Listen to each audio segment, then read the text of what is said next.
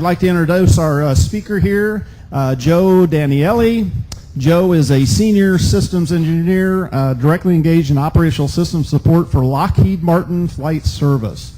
Prior to joining Lockheed Martin in 2005, Joe supported the Department of Defense and FAA on many defense and ATC programs. Joe has 30 years of experience primarily in Department of Defense and FAA air traffic control, national and international airspace domains. He's a graduate of DeVry University, Master of Engineering candidate at Embry-Riddle Aeronautical University, and an active pilot. So I welcome Joe Daniele to the stage today. Welcome, Joe. Thank you. Thank you. Can everybody hear me okay? Okay. I have a tendency to go down low every once in a while. I have no problem with just saying, hey, Joe, speak up. All right? So I love questions in the middle of the presentation. If you want to hold them till the end, that's fine, but I really like these to be interactive. I have some pilot tip cards up here and the ICAO flight plan form tip cards. We're moving towards ICAO. Everybody knows that. We're going to go over that today. Let me get this guy. And if you want it, we're in Hangar C, 3115 and 3116. We've been doing this for about 10 years now, and we love it. We are no longer Lockheed Martin Flight Service. We are Leidos Flight Service.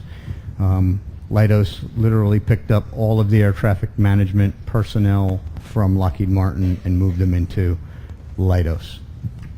Nobody's changed. Everybody's the same people. Today we're going to spend some time on self-service and the different ways we can do that. The GFA, everybody knows that there's no more text-based graphical area forecast, right? We'll get into that a little bit. The ICAO flight plan form versus the domestic flight plan form, we'll talk a little bit about that, the tip card, and PIREP submission. Okay, so self-service, there's a number of ways you can do it, and one of them is by the pilot website. When you sign up for an account on the pilot website, the Leidos pilot web, you have access to services that are not available to anybody else. Easy activate, easy close. How many are VFR pilots here? Okay. Sometimes you don't want to call flight service to activate a flight plan. If you subscribe to us, we'll send you an email or a text. You touch that link in there, and your flight plan is now open. But don't do it until you're taxiing up to the hold line. Don't do it when you're sitting on the ramp. Same thing with easy close. 30 minutes prior to your departure time, we'll send you an email or a text, and you can then just touch that link when you've landed, and we'll close the flight plan for you. So it's an easy way of doing things, and if you, like I said, if you don't feel like talking to flight service, just touch the buttons and your flight plan's open and closed. Adverse condition alerting service. This is a really cool thing. 2 hours prior to your departure time, we'll start sending you emails or text messages of any adverse conditions that pop up along your route of flight. TFR, convective SIGMET, AirMet, there's a laundry list of things that we'll send to you. So 2 hours ahead of time, we'll start sending information to you. If you're unfamiliar or you're not sure how that's going to impact your route, it will be on your route of flight, but if you want more information, call flight service. They have the data too. Whatever you get, they have. ATC notices, IFR flight plans. If you file with Center, or you file through us, we send it to Center. Any updates, we send them back to you through an email. You take that new route, put it into your flight plan, hit the amend button, and now you're going to get cleared as filed. And we do that up to 30 minutes prior to your departure time. Enhanced search and rescue. Does anybody have devices that like Spot or the Garmin that send position information to that service? Well, what we've done is we've partnered with a number of vendors, and it's on another slide. But what, say, Spot has agreed to do is send us that information, and once you activate a flight plan, what we'll do is we'll just monitor under the covers. Nobody's looking at it. We'll just monitor your progress. And as long as everything's okay, we're receiving position information, everything's great. In the unlikely event of something happening and we stop receiving the position information from you, we'll start a search and rescue for you immediately. So no longer do we have to wait until 30 minutes after your arrival time. You're on a 3-hour flight. This happens 30 minutes in. We're looking for you right then and there. and it's free. Spot and none of these service providers charge you for it, nor do we. And flight plan close reminder, 20 minutes past your ETA, we'll send you a reminder that you forgot to close your flight plan. I've never forgotten to close my flight plan. I don't think anybody in here has either. So. Being on the pilot web allows you, you're now on our email list. We'll send you updates periodically of new features that are coming in the pilot web. Store multiple aircraft data. There are several pilots that we talked to today, this week, have a couple aircraft. I would like one of them. If anybody is donating an aircraft, I would certainly would like one. But you can store as many aircraft information, any aircraft data in your profile as you want. So when you call flight service, they'll know who you are, and you're going to say, well, I want to fly November 123 today. They punch that in, and all of that information comes up. No such thing as a legal briefing, but there are certified briefings. We are an FAA-approved service provider. It's that simple. Everything you do on that website is recorded, and that's recorded for your benefit, not ours. If we have to provide information back to the FAA for an incident or something, we have all that information to send back to them. And they say, well, did he get a briefing? Yes, they did. And we have that data for them. And conversely, you have the ability to go in and see exactly what you did within the past 15 days. We store all that information for you. So you can, on a daily basis, go in and check out what you did. All the flight plan information is validated. It's simple enough. Specialist access to pilot and aircraft information. The nice thing about this site is it is directly connected to the specialist, the flight service station specialist. The second you hit that file button, you can pick up the phone, call them, they'll have that flight plan for you. You don't have to give them any filler information, not the route, nothing. Everything that you do is available to them. And so when you file a flight plan, it goes directly into our system. It's pre-populated on our flight service station system for the specialist to use. Questions? Sir, hold it. Did you want to give him a microphone? Go ahead. Normally I have files from 4 planes. Okay. And I get the email updates, particularly if they're changing around the week. Right. What's the difference or the advantage of using 1-800-CX3 because only 4 planes do that? Okay, so 4-flight is, if you see in the upper left-hand corner, you'll see 4-flight. That means they have an interface with us. Anything you do filing flight plans comes to us. The data you're getting back is from us. So if you have a 4-flight account, that's fine. We're good. The data we're interfaced with them, so everything they do comes to us, and then we ship it off to ATC. So. Okay.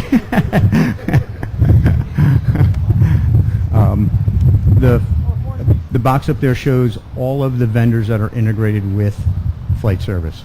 Some do flight plans and briefings, some only do flight plans, some just request weather information from us, but everybody up there has an interface into flight service. The box on the right, upper right, those are the position reporting devices. All of this information is on our website if you needed more information. Let's see. What happens is everything that comes in from third-party vendors, we call them third-party vendors, app vendors, comes into our system. We store it. We forward it off to the necessary ATC units if that's where they have to go. There's something called credentialing, and I don't want to get into this in a whole lot of detail, but some of the vendors in the upper left-hand corner don't transfer your credentials, and I'm going to get into that in a little bit.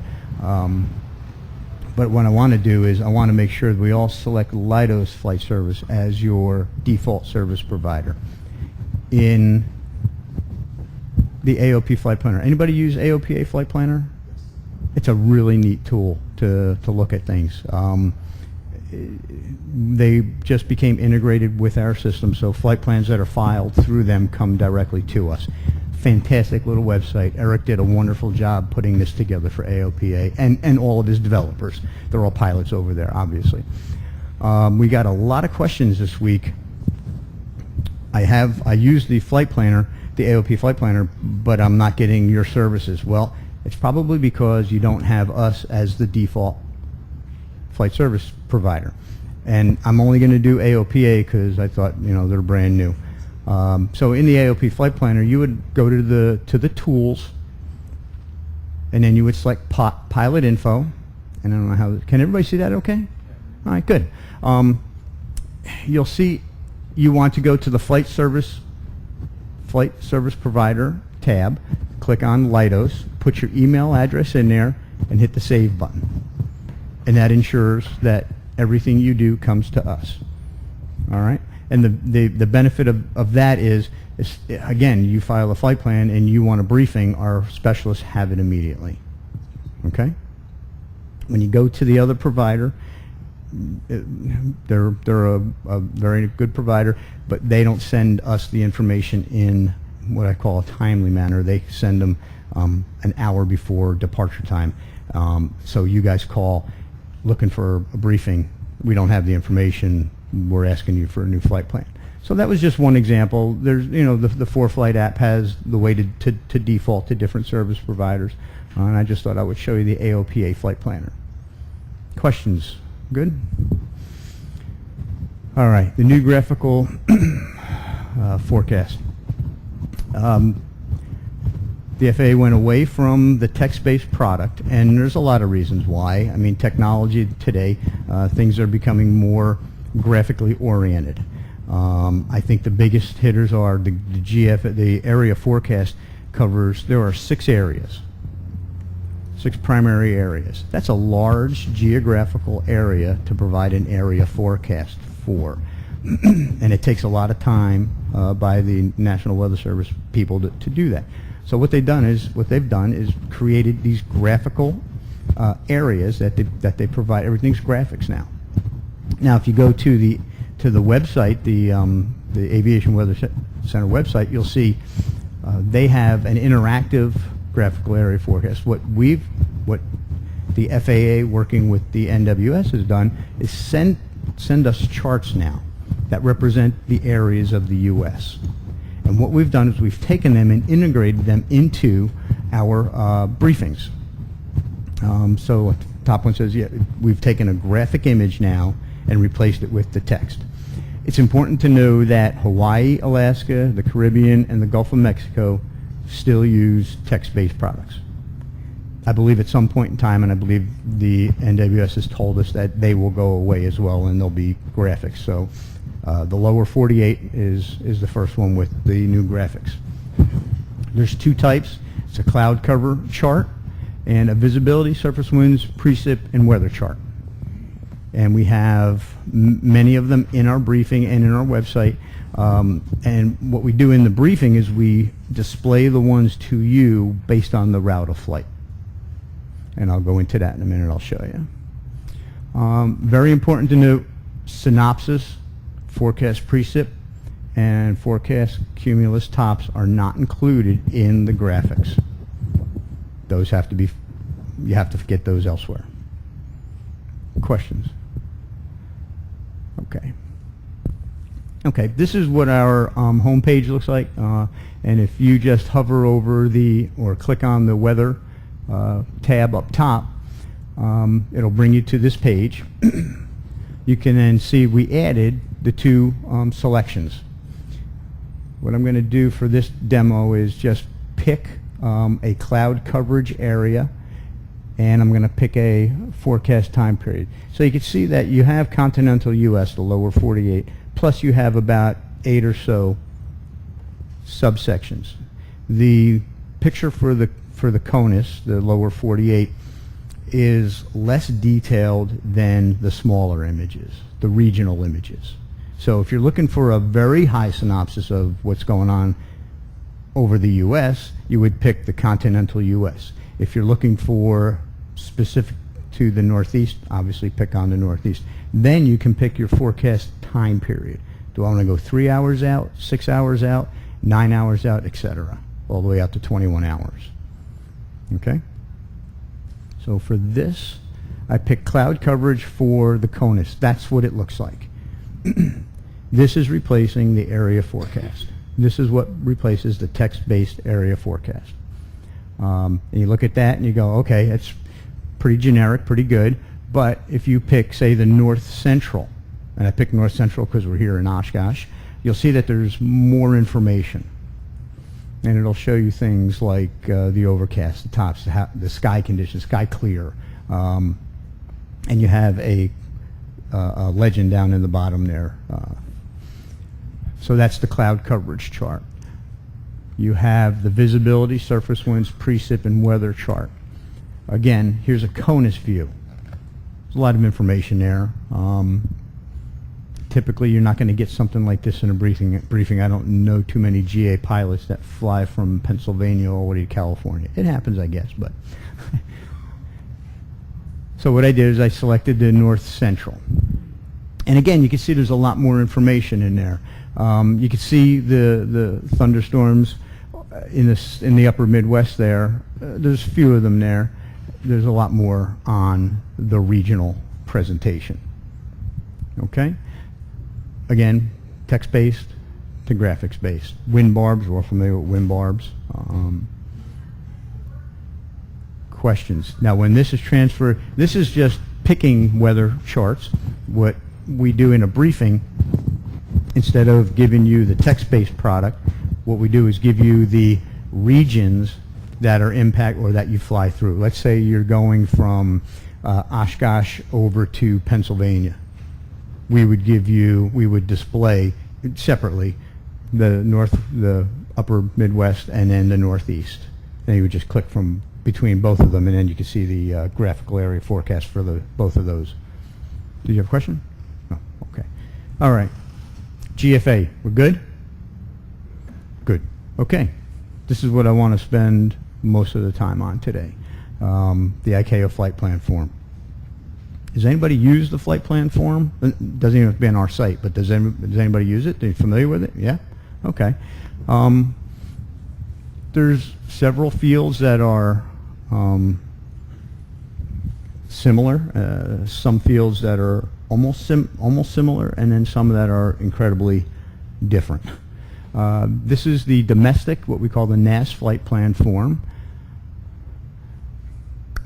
and that's going away. That's it. The military is exempt. They are allowed to use the domestic flight plan form. So when you log on to our site, and this is going to happen somewhere, the FAA says September, October timeframe. My recommendation would be to start using it. I'd rather use it when I'm not forced to use it, and I can make the mistakes when it's not critical. So this, we're going to go from this to that. And right away you go, oh my God, there's a lot more fields. And there are. In my opinion, it's a much more powerful flight plan. And like anything else, I don't know about you, but I hate change sometimes. Pilots hate, we got our flight plan form, why do you have to change our flight plan form? Well, this is a more powerful flight plan form, and we are the last country not to use this form.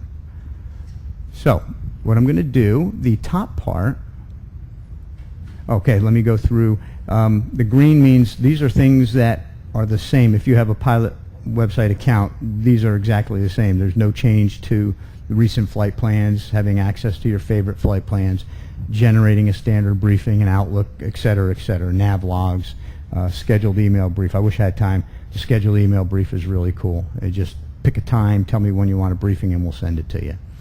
I use that all the time. The top part is considered the basic flight plan information. The bottom part is considered the supplemental information. This is really where the new information lies, and they've separated this a little bit, but we're going to go through the basic flight plan information, and we're going to go through supplemental information. A lot of flights that are here on the mainland are not going to use any of the supplemental information. It's for things like storing information on how many dinghies you have in your aircraft, life raft. I don't have any, so it's just, you just don't need it. Okay, let's start out with things that are easy. Everything in green up there means it's identical. So my aircraft ID, we all know 7 digits. I mean, 1 digit followed by 6 alphanumerics. Number of aircraft, we default that to 1. If you're doing a ferry flight or something like that, you got a couple aircraft, you can file 1 flight plan, you can put 2 aircraft in there, and you're good to go. But we default to 1. Aircraft type, same as it was before, P-28, whatever. Let's see, departure date and time, same thing, no change there. Route of flight, you do have an asterisk in the route of flight. You'll see the letters DCT. That means direct. So if you have a departure destination and you don't have a route, you would put DCT. You don't have to. Our system will backfill it for you, so it's not a big deal. I just wanted to point it out. You don't have to put it between elements or anything like that. You just, if you have no route, you would just put direct in there. Not the word direct, but DCT. Let's see, estimated elapsed time, that's the same as your en route time, your ETE. That's your 2 hours en route. Fuel endurance is the capacity of your aircraft. And persons on board, 2, 3, 1, no change there. There is slightly different. I could put TBN in there, Tango Bravo November. That means to be notified. Not sure why they would use that, and maybe someone does. Maybe it's a schedule carrier thing, I don't know, unscheduled carrier thing. But that's it so far. Any questions on what is the same? We're good? All right. Okay, we're going to start stepping through them one by one, and I really encourage you asking questions if you have questions.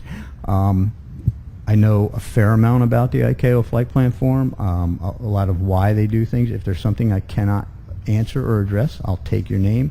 And we'll get it answered for you. We got some really sharp guys in the booth in Hangar C. Flight rule. VFR and IFR, we're all familiar with. You now have 2 other flight rules, YFR and ZFR. Does anybody know what they're called? Composite flight plans. You start out flying IFR, you make the transition to VFR. Or you start out as a VFR flight and you make the transition to IFR. Anybody from the East Coast? Anybody flying into the SFRA? You can use a ZFR flight plan to fly into the SFRA. You would fly VFR up to one of the gates that border the SFRA, and then you would make the transition to IFR as you go into the SFRA to your destination. And conversely, you would fly IFR, which is a YFR flight plan. You would fly IFR to the gate, and then you would fly VFR out of the gate from there. So, again, powerful. You don't have to file 2 flight plans. So, if you never file YFR and ZFR, this is exactly the same. So this one should be color-coded yellow, not red. Oh, I forgot to mention, if you hover over the name of the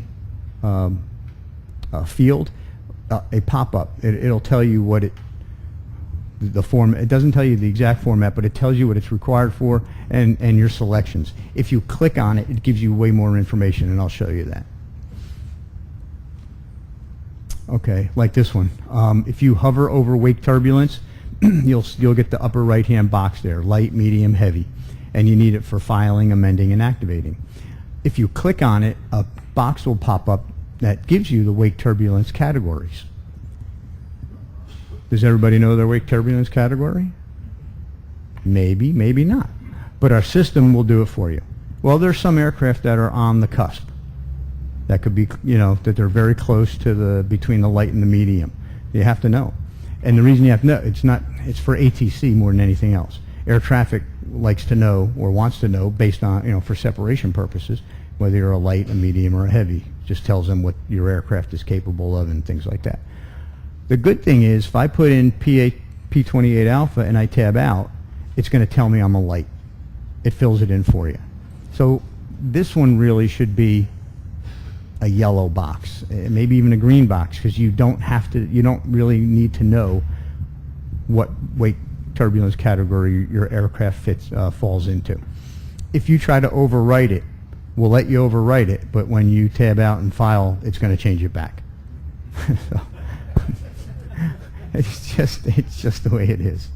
The data we get, our system, because we're Leidos, we build ERAM. We built flight service. We use the same flight planning tool.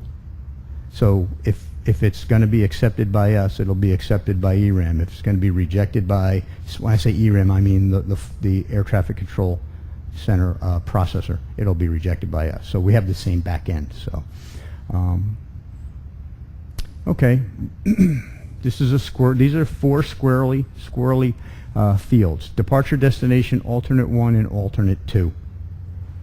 For ICAO, you have to have 4 letters as your departure, destination, and alternates.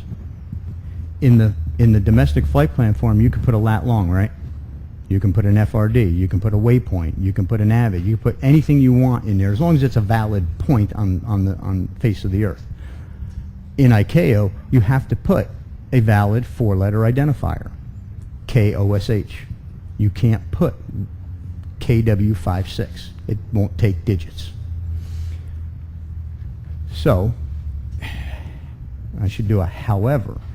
When this gets turned on this is available in our website now, but when the FAA makes the switch to full ICAO, our system is going to accept departure, destination, alternate 1, and alternate 2 using anything you want. And then we will format it correctly to send it to air traffic or Canada or Alaska or whomever. So for now, I'll show you how to get around that, but when the FAA says, okay, we have to use this now, you can put W56 in your departure or any other non-standard. You put a private airport in there, okay? I'm from Jersey, like NJ56. Okay, you click on departure, it's going to give you this whole bunch of gobbledygook, and it looks really cool. Built by engineers for engineers. Now, that tells you that we'll take anything that you want to put in your departure, destination, and alternates, and we'll format it for you. Lat longs, FRDs, waypoints, things like that. All right, so I talked about non-standard airports. So I want to depart November 81. I can't put November 81 in the departure field, so what do I have to do? I put 4 Z's. And what happens is when you tab out of there, DEP slant pops up into the other information field. Now you put November 81 in there, and you're good to go. That's it. You just got to remember that 4 Z's has to accompany any, airport that's non-standard, any departure that's non-standard.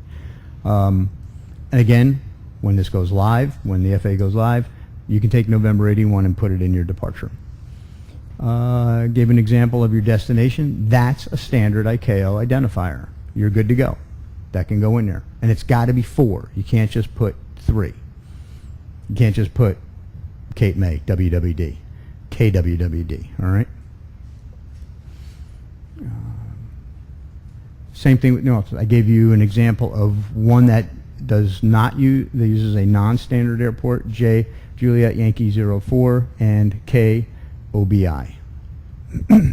Since you have 4 Z's in the alternate 1 field, automatically it's going to pop up into the other information field. Questions? Really? None? Wow. Okay. And if you think of anything, let me know. We got one over here. Jeff, Where? gentleman with the white shirt on. Okay. Thanks, Jeff. So I don't know whether you come to this or not. Sir, if you would wait a moment. I just came in a bit late. I don't know if you've come to this or not, but the ADS-B code, are you going to cover that? Or? Yes, sir. Okay. Yes, I will be covering ADS-B codes. Good question. We're getting there. Okay, flight type. You get, first of all, it's an optional field. You don't have to put anything in there. But if you choose to do so, we would be picking for general aviation a G, just standard flight. If you're a scheduled carrier or a non-scheduled carrier, if you're military, DVFR and X covers everything not defined up there. Anybody know what a DVFR flight plan is? Flying to Bahamas. When you exit the U.S. and you go out far enough, you penetrate the Air Defense Identification Zone, ADIZ. When you do things like that, you're supposed to put a D up there. We decided, okay, if they do, great. If not, our system automatically detects that. So don't even worry about it. If you do flights to the Bahamas, and we do get a lot of flights from like Fort Lauderdale and out, our system will force the D in there for you, so you don't have to worry about it. But if you wanted to identify anything else, that would be fine. Aircraft equipment. So this is where it gets troublesome for a lot of pilots. It did me for a while. You got to study. That's what's available to you. It's ugly, isn't it? That's considering that's what we have now. Everybody knows, and it's just one letter. I'm a slant uniform. I'm a slant alpha. It was just simple, right? Very simple, very intuitive. We knew what we were. We knew what we had in our aircraft. I have 3 equipment suffixes highlighted: Delta, Golf, and Whiskey. Those are the only 3 that will transfer directly into the ICAO flight plan form. Pilots ask, why don't you just do this for us automatically? The chance, I mean, if you just have a D, you just have a G, or you just have a W, yes, we could do that. We made a conscious decision to let the pilots put that into their flight plan form. The other thing is, put it in the aircraft profile. Once you have it stored, it stays there forever. Okay? So, we went from that over to that. Now, there's a lot there. I'm going to go over 2 of the items on this whole page. Nil. If you don't have any aircraft equipment, you would pick nil. That's the equivalent to X, right? We have some flight plans that come into our system that does not have equipment. You have to identify that. If you have standard equipment, VOR, ILS, and VHF, you would pick S. So a lot of pilots are going to pick S. A lot of aircraft are S. A lot of aircraft have G for GPS. You would pick GNSS. But you'll notice that when you select S, what happens to L, O, and V? They're grayed out. And that's because we don't want you to select it again. There's no need to do that. When center gets that, they know what you have in your aircraft. You can select up to, I think, well, there's a limitation to that field. It's 64 characters. You do the math. I mean, you can put a lot of things in there. Seriously, there's a room for a lot of, okay. General aviation, 2 or 3, and we'll be done. You know, if you're not standard, say you're missing the ILS portion of it, you're going to go and then pick the different items from that list, okay? And I guess it shouldn't be as daunting as everybody thinks, because we all know what's in our aircraft. Just pick them. And once you save it in our profile, it's there. Okay? What's more daunting, I think, is the surveillance equipment. Again, it's a large field. You could take up to 11 characters. But you have to know what your ADS-B equipage is. you have to select something from the top. You have to give me a transponder code to be able to select the type of ADS-B equipment you have. So if I select C for modes A and C, I now have available the bottom 4 boxes. The top one is for 1090, dedicated 1090, both out and in and out, and then UAT, VDL, and fans. The gentleman came to the booth this morning, and I showed him this, and he said, "Which one do I pick?" And I said, "Which one do you have?" And he goes, "Oh, I got to get back to my aircraft. I got to get back to my manufacturer and figure that one out." There's a little bit of research that has to go on by the pilot to understand what his aircraft is capable of. Our specialists can help out as much as they can, but it's not as straightforward anymore. I can have a G1000 in my aircraft, but have a lot of different capabilities. So without knowing that, the specialist can't tell you, "Oh, you're a B1 or you're a whatever." So we're going to have to do a little bit of research. I'm flying an older plane. It has mode C transponder, but I don't know that I'm going to upgrade to an ABS out. You don't have to. Oh, well. And avoid going into, class C space Right. and the mode. But so, I'd be flying around those airspace. So I can't what tell you what- happens when I go to pick C and it gives me those other options? Oh, no. Okay, so I should be more clear. Sorry. No, you're perfect. See how the bottom is grayed out? Okay, it will, just because you pick a transponder, doesn't mean you have to pick something from the bottom. Okay. Good question, good concern. My fault on that one. Picking a transponder code does not mean you have to put an ADS-B code. 2020, the rule is we're going to have some level of ADS-B out. Then you would pick the B1, the C, the U1, the V1. If you have both in and out, you would pick B2. The system won't allow you to pick B1 and B2. Doesn't make sense.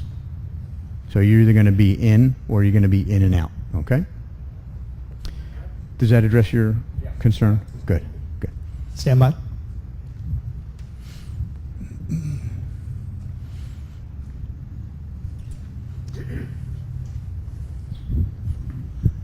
Two quick questions. First of all, for when you've got the ADS-B in addition to out, should we check that if we are getting the in on an iPad or something like that? And then the second question, if you inadvertently select an ADS-B but you don't have it at all, since there's a radio button, how do you unselect it? Because it's not a checkbox. Oh, just select it. We have the ability, our system, well, for your first question, yes. And then the second one is you click on it again, it'll go away. Okay? All else fails, hit cancel and start over. But it allows you to deselect it.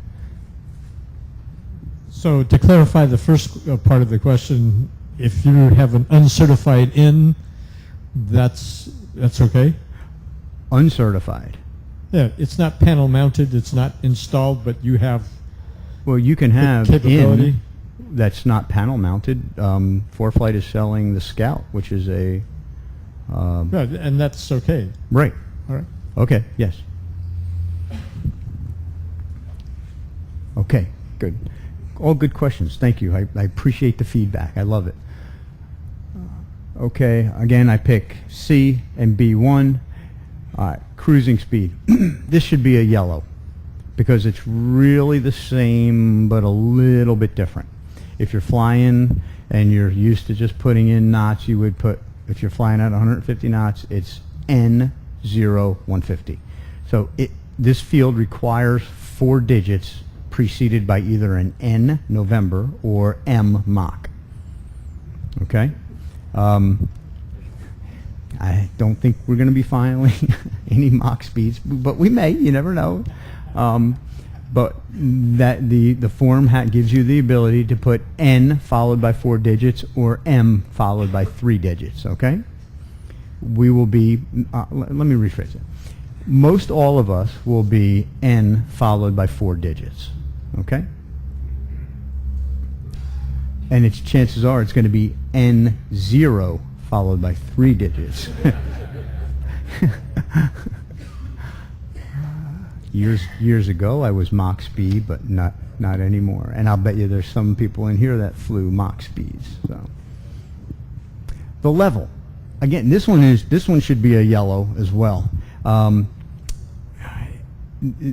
You could file 95, right? That's 9,500 feet, and that's exactly what you would put there. Except the format is a little different. You have to have 3 digits. So if you're flying at flight levels 210, you're okay. But if you're flying at 95, you got to put 095, and you have to precede it by, because ICAO uses altitudes versus flight levels. If you're below 18,000 feet, it's an altitude. If it's above 18,000 feet, it's a flight level. Flight level 340, altitude 150. The FAA in the U.S. has defined 18,000 feet as the transition point. In other countries like France, it changes, and it's based on barometric pressure. So it could be 18,000 feet one day, could be 17,000 feet another day, but it's not standard. It's not the same. In the U.S., it is all the time. Flight levels 180 and above. Questions? Any questions with that? Sir, hold on. See, I'm getting it down. Gotta wait.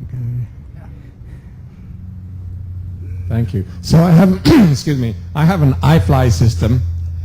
I tried to file ICAO through their system, and it put F in the box there, and it got kicked back. So I go to them today, and they say, oh, the guys have changed it. Now it's got to be an A, and now we have to redo our software. Can you comment on that? Yeah. Yes, we have put in a check that now says if you are below 18,000 feet, you have to have an A, and if you're above your flight level 18 and above, you've got to use the F. So we are working with iFly to make sure everything gets coordinated correctly. So yes. Okay, I'm looking at your options here, and I see VFR, and I see VFR with altitude. So is the preference for me to choose an altitude, or say that I'm going to be flying at VFR just VFR period, and that gives me latitude to adjust the altitude based on my ground speed and wind, Okay. or what? Okay, so if you were to put VFR in there, typically means you're on an IFR flight plan and you want a VFR altitude. You're a VFR pilot. This is perfect for the SFRA. If I fly into the SFRA, I have to be on an IFR flight plan. I could be a VFR pilot. I have to be on an IFR flight plan, and I can file VFR in my altitude. That tells the controller I am a VFR pilot coming into the SFRA. All right. And you can put VFR with an altitude. I'm flying, and I want to fly at 095 into wherever. Flying IFR, I'm going to be VFR at 9,500. Okay? Good question. Oops. I think maybe you should stand.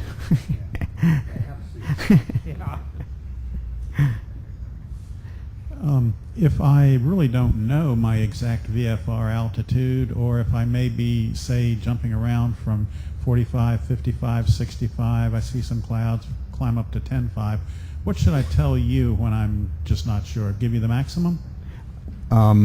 That's literally a pilot call, right? I mean, you have to put in, because they can't be adjusted, and you can adjust if you call flight service, and they can amend your altitude. But at that point, chances are you may want to contact, flight following ATC. Put in the altitude you think you're going to fly at. I think we all identify an altitude for winds and everything else. That's the altitude I would put in there. Now, If you want to change it and you want to update your flight plan, if you have a flight plan in our system, just hit radio and tell them, hey, I want to amend my altitude to 10.5. And they'll do it, and now they have at least an idea of where you are. They'll ask you for a position, and you could give a position report, altitude, and now they know where you are. Okay, thank you. Okay, other information field. This one is the last hard or change. This is brand new. There's nothing in this field that is the same, except for the RMK slant, which is the very bottom. That's the equivalent of the remarks field. In the domestic flight plan mask, you had a remarks field, right? You could free text anything you want in there. You start typing all kinds of stuff. And you'd be surprised at the stuff we see in a remarks field. It's surprising. But that remarks field is relegated to what they call the RMK. These are all called subfield elements of, I think this works, yeah, of the other information field. And it is optional. You don't have to put anything in there. If you don't have a reason to put anything in there or a need to put anything in there, you don't need to put anything in there. But what I'm going to do is just touch on a couple of items just to show you the mechanics of this. Let's start out with special handling. If you happen to be a medevac flight, you could pick STS and pick medevac, and that information will be transferred into the other information field, and I'm going to show you that. What I wanted to point out here is you click on that icon, the little magnifying glass, it'll pop up a submenu, and then you can pick whatever you want.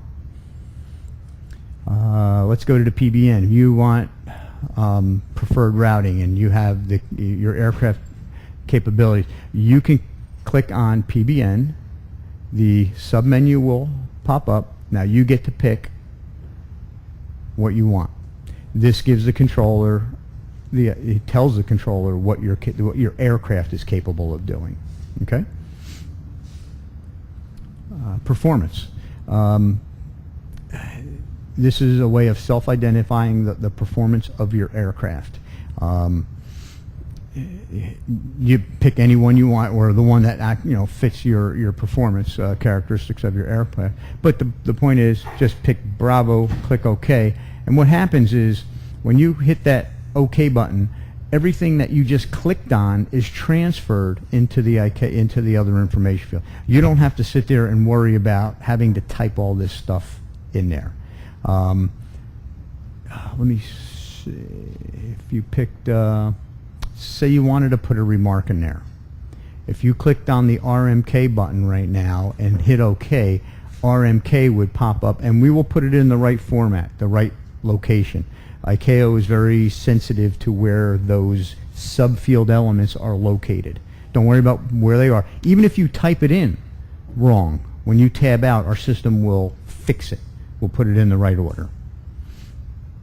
So you would click on the RMK, it'll pop up in there, and then you can start typing things like practice touch and goes at Joe's field. I don't have a field, but I would like one. But the bottom line is you can use any of the codes. There's delays, DLE. Maybe that's something that you guys and gals would use. A delay en route. If you're going up into, say, Canada and you want it to EET, you want to identify the flight information regions that you're going to transfer into, you would go into you would put it there. Again, this is a very powerful form. It really is. Stand by. Where do we look up the abbreviations? You gotta wait. Mr. Microphone. Where do we go to actually look up what each of those abbreviations means? Click on the other information field button. Right. See right there? You can't tell from this screen capture, but that's a link that you can click on. So you hover over it, gives you high level. Click on it, boom. Be careful what you wish for. And we also have a help guide, user's guide. You can't see it on this screen, but if you click on that, it also gives you. The other thing too is, can't see it on here, darn it. We'll get to it at the, but there's a camera icon. Click on it, and that has every field goes through an explanation of every field.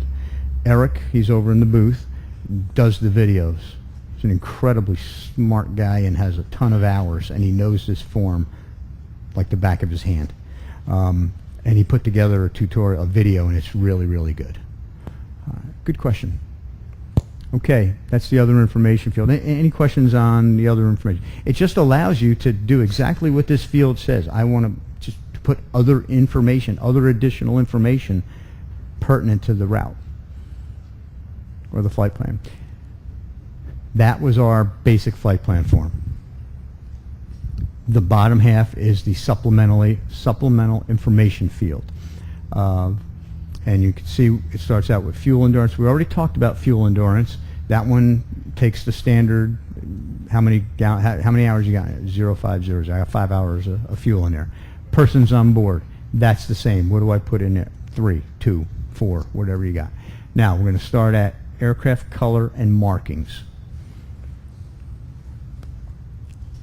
It's the same, but it's formatted a little bit differently.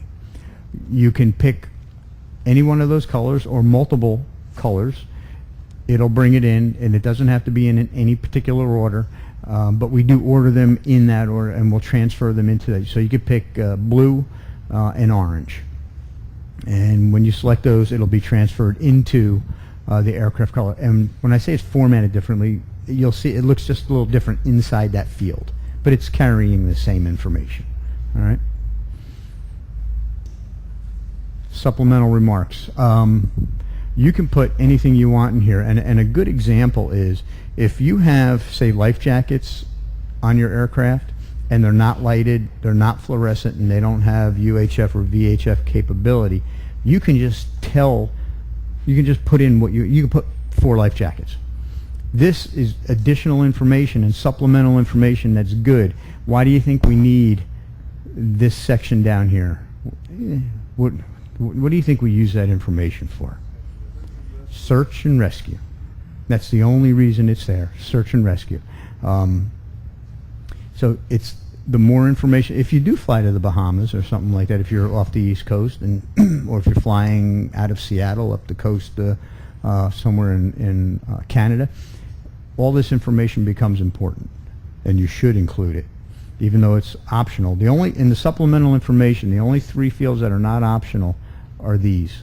These are mandatory. They're optional in the ICAO flight plan form. They are not optional in the flight service world. We have to have that information, okay? So I just put 4 life jackets, pilot in command. Again, it's optional. That's me. This is, again, more information. You have emergency radios on board. If you do, you select what you have. Survival equipment and life jackets. Again, well, more information for our specialists. Dinghies. Dinghies is another word for life raft. That's all. If you have a life raft or multiple life raft on your aircraft, you can select. You can tell me how many number of dinghies you have, what the capacity of those are, the color, and if it's covered or not. So if you have a covered one, and you're over the water, search and rescue is looking for a certain type. At that point, I'm thinking, if I see something floating in the water, that's got to be it, right? More information, that's all. Pilot contact information. When you fill out or get a pilot website account, all the information that's in that account is automatically transferred to that field. So when you open up this flight plan form, that's going to be populated. And what we do is we put your name, your contact phone number. I had my phone number in there, but they told me to take it out. It's 240-401-0941.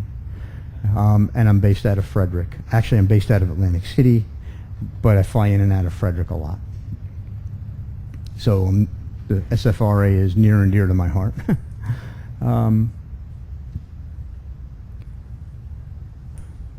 Any questions on that flight plan form?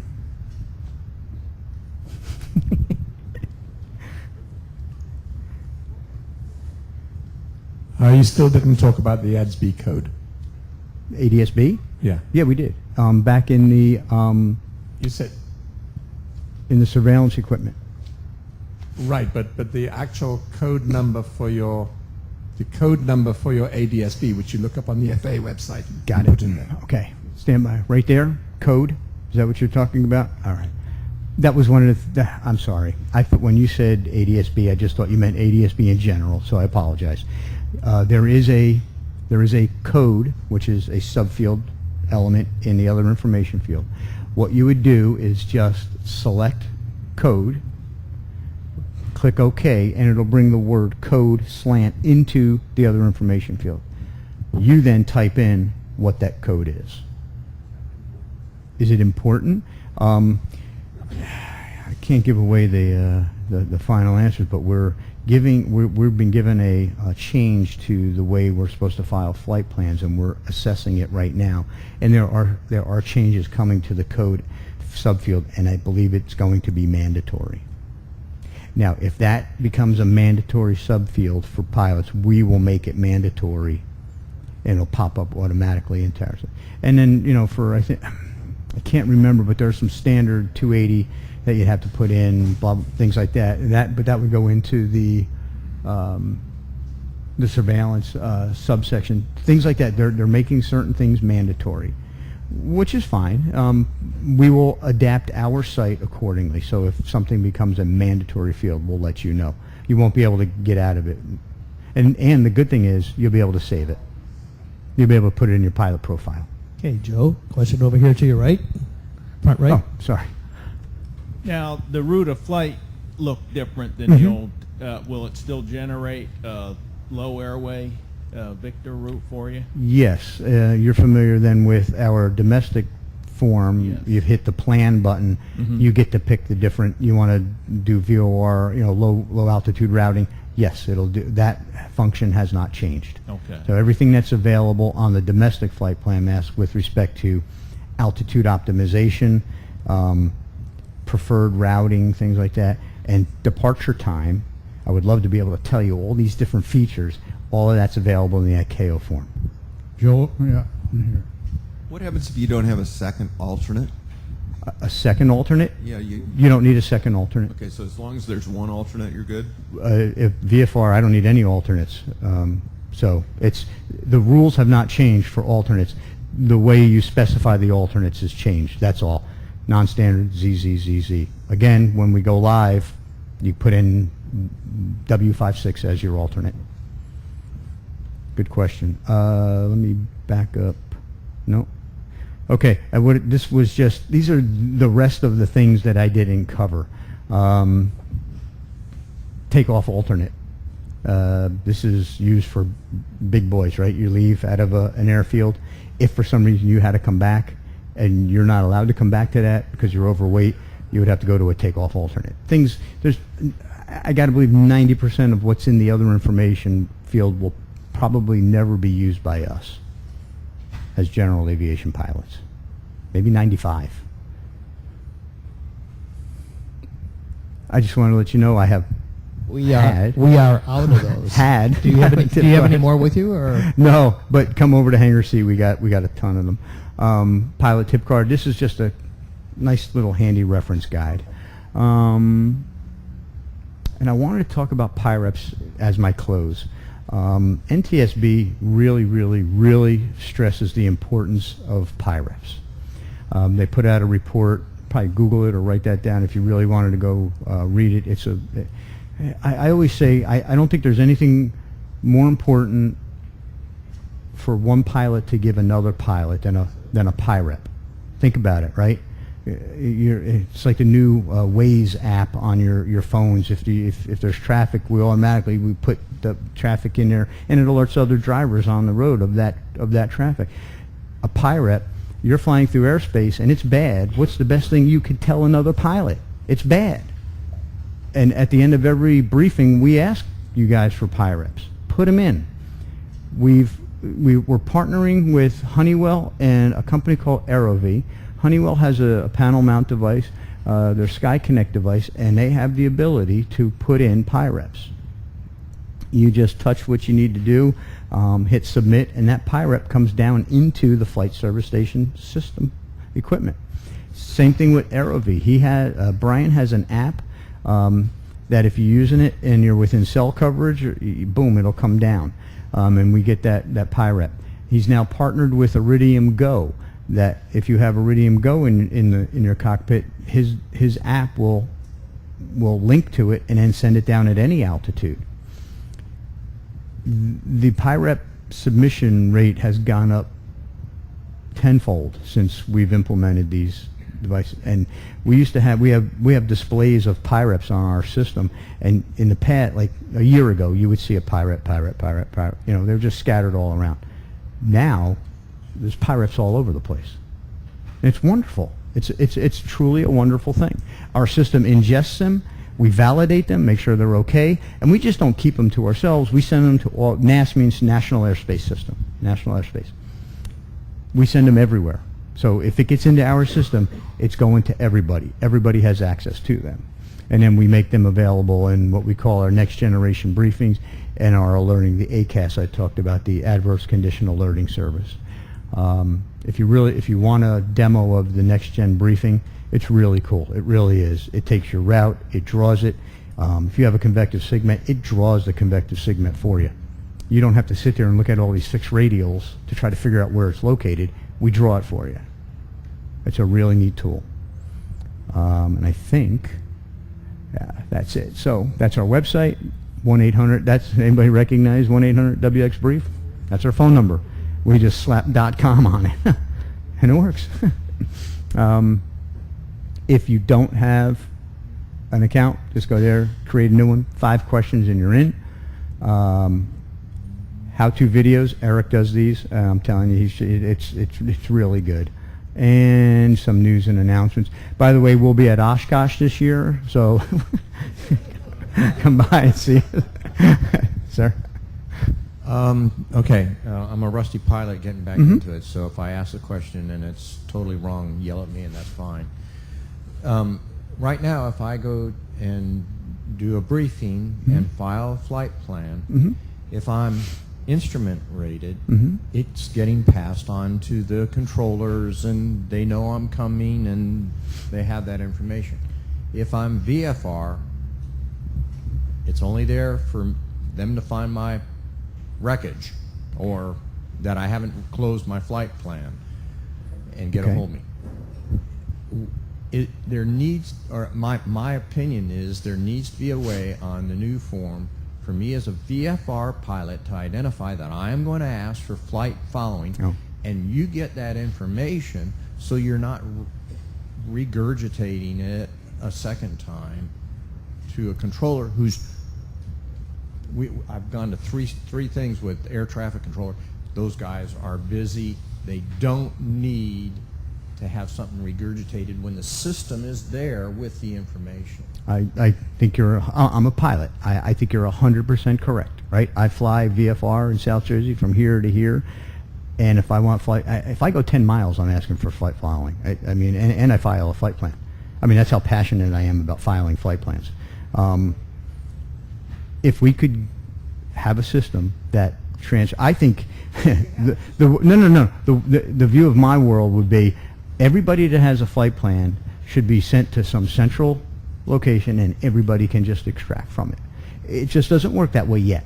I think we're getting there, but it's just not there yet. I would love to be able to send all of our flight plans to ATC. They would be overwhelmed with them. We have thousands of flight plans in our system. Not everybody would want flight following, but I like your idea of a check mark. No, I'm going to say it, and I'm going to hit myself later. I didn't think of that. I wish I did, but that's tremendous. Give us a flag, and then okay, I know Mr. Bill wants this off the flight following. I hear you. I hear you. No, that's a wonder. No one's ever come up with that. So that one's that's a good one. I am not that smart. Yes, you are. Yeah. I like that. And I'll probably take all the credit for it. So you know. You know what I'm thinking? We should put a check mark on our VFR. See. One more question back and then Okay. back. Well, it's just more of a comment. What he was describing sounds a lot like what you get when you're flying through the SFRA, where you're VFR and they know you're there and you have a squawk code and you don't have to do anything special. So it sounds like you're already kind of halfway there. Well, I mean, you have to have a squawk code, obviously, to get into the SFRA, because I think you raised your hand going into the SFRA. My point was trying to highlight the YFR and ZFR flight plan for that. You have to be on an IFR flight plan, but you could be a VFR pilot. I mean, and we do all that. We transfer all that information. We get the codes, and it's already in the system. Our specialists do that. You got to file. You have to talk to a specialist if you want to fly into the freeze. But we're working on that one too. So, questions? Well, I sincerely thank you for attending and asking the questions and engaging. Thank you so much. Thank you, Joe. Real